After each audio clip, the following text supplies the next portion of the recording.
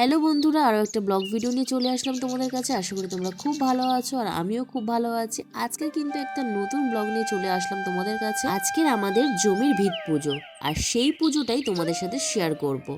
তোমরা ভিডিওটা স্কিপ না করে পুরোটা দেখতে থাকো, অবশ্যই তোমাদের ভালো লাগবে। আর যদি ভালো লেগে থাকে অবশ্যই কিন্তু লাইক কমেন্ট শেয়ার করো। আর আজকের আমাদের এই পুজোয় কিন্তু আমাদের গুরুদেব কিন্তু এসেছে। আর তোমরা তো জানোই, কোনো পুজো অর্চনার সময় বা কোনো শুভ কাজে যদি বাড়ির কোনো গুরুদেব যদি আসে সেই পুজোয় বা সেই জায়গায়, সেই জায়গাটা সেই পুজোটা কতটা ভালো হয়ে যায়। তাই আমাদের বাড়িতে আজ কিন্তু গুরুদেব এসেছে। আর তোমরা তো দেখতেই পেলে, বাবা কিন্তু পুজোতে বসেছে, আমাদের গুরুদেবকে প্রণাম করে দাদুকে স্মরণ করে তারপরে কিন্তু পুজোতে বসেছে। ভেবেছিলাম পুজোর মন্ত্রগুলো তোমাদের সাথে শেয়ার করব, কিন্তু আমাদের যেহেতু রাস্তার পাশেই জমিটা নেওয়া হয়েছে আর আমাদের রাস্তাটাই মেন রাস্তা, যার কারণে যত গাড়ি ঘোড়ার আওয়াজ এতটাই শোনা যাচ্ছিল যে মন্ত্র তো শোনা যাচ্ছে না, গাড়ি ঘোড়ার হর্ন যেন বেশি শোনা যাচ্ছিল। তাই আমি নিজেই ভয়েস দিচ্ছি। আর একটা সুন্দর কিন্তু ব্যাকগ্রাউন্ডে একটা পাখির আওয়াজ আর একটা কিন্তু বাঁশির আওয়াজ দেওয়া হয়েছে।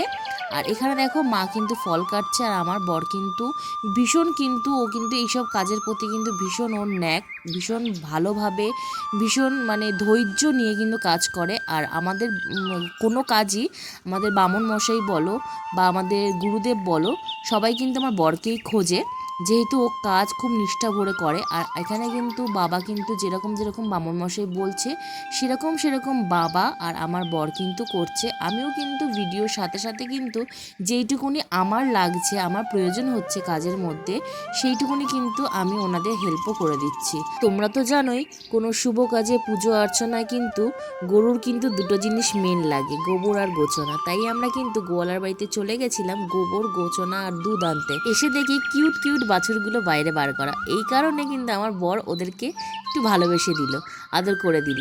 তারপরে কিন্তু এসে পড়লাম, আর এইদিকে কিন্তু আমার মার ফল কাটাও একেবারে হয়ে গেছে। এইবারে কিন্তু যে মেন পুজো, ভিত পুজোটা, সেটাই কিন্তু, আর প্রতিটা ভিত পুজো থেকে কিন্তু আলাদা রকমের আমাদের এই ভিত পুজোটা হচ্ছে। যেহেতু আমাদের গুরুদেব বৈষ্ণব, তাই যে গুরুদেবেরই বামন দিয়ে কিন্তু আমাদের এই ভিত পুজোটা করা হচ্ছে। আমাদের যে আগের বাড়িটা ছিল, যে ভিত পুজোটা দেখেছিলাম, সেই ভিত পুজোটার এই ভিত পুজোটা কিন্তু সম্পূর্ণটাই আলাদা। ভিডিওটা যদি তোমরা পুরোটাই দেখো তাহলে তোমরা বুঝতে পারবে পুজোটা একটু হলেও আলাদা হচ্ছে।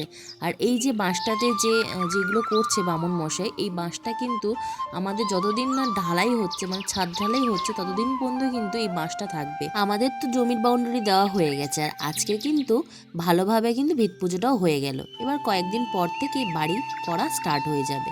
চেষ্টা করব ভিডিওগুলো দেওয়ার, আর যদিও না দিতে পারি তোমরা কিন্তু কেউ ভুলো না। আর এখানে কিন্তু এই বাঁশটা কিন্তু এরকম ভাবেই দাঁড় করানো থাকবে। তারপরে কিন্তু দেখতে দেখতে আমাদের পুজোটা কমপ্লিট হয়ে গেছে। আর এই দিকে দেখো, আমার বর যে গোবর আর গোচড়াটা এনেছিল সেটা পুজো দিয়ে আমাদের জমির ওপর ভালো করে ছিটিয়ে দিচ্ছে। আর তোমরা কিন্তু যারা এই ভিডিওটা দেখছো তারা কিন্তু অবশ্যই কিন্তু কমেন্ট বক্সে তোমাদের মতামত লিখতে ভুলবে না, কেমন লাগলো আমাদের এই পুজোটা। এই গলার ভয়েসের থেকে যদি এই পুজোর মন্ত্রটা দেওয়া হতো, বেশ ভিডিওটা আরও জমে যেত। কিন্তু কিছু করার নেই। এই যে রাস্তাটা দেখতে পাচ্ছ, এটাই হলো মেন রাস্তা, এর ওপর দিয়ে কিন্তু সমস্ত গাড়ি যাতায়াত করে, যার কারণে কিন্তু মন্ত্র আমরা শুনতে পাচ্ছি কিন্তু রেকর্ডে কিন্তু শোনা যাচ্ছে না। তো আমাদের পুজো তো কমপ্লিট, তোমাদের ভিডিওটা কেমন লাগলো অতি অবশ্যই কিন্তু জানিও। আর এখানে কিন্তু এবার প্রসাদ মাখা হচ্ছে। এইবারে কিন্তু সমস্ত প্রসাদ আমাদের আশেপাশে যে বাড়ি আছে তাদেরকে কিন্তু দেওয়া হবে। এখানে ফল প্রসাদ আছে, মিষ্টি আছে, আর এখানে চাল তো মাখা হচ্ছে, আর এখানেও কিন্তু চিড়ে বাতাসা আছে। তাহলে ভিডিওটা এইটুকুনি, দেখা হচ্ছে অন্য একটা ভিডিওতে। ততক্ষণ ভালো থেকো, সুস্থ থেকো।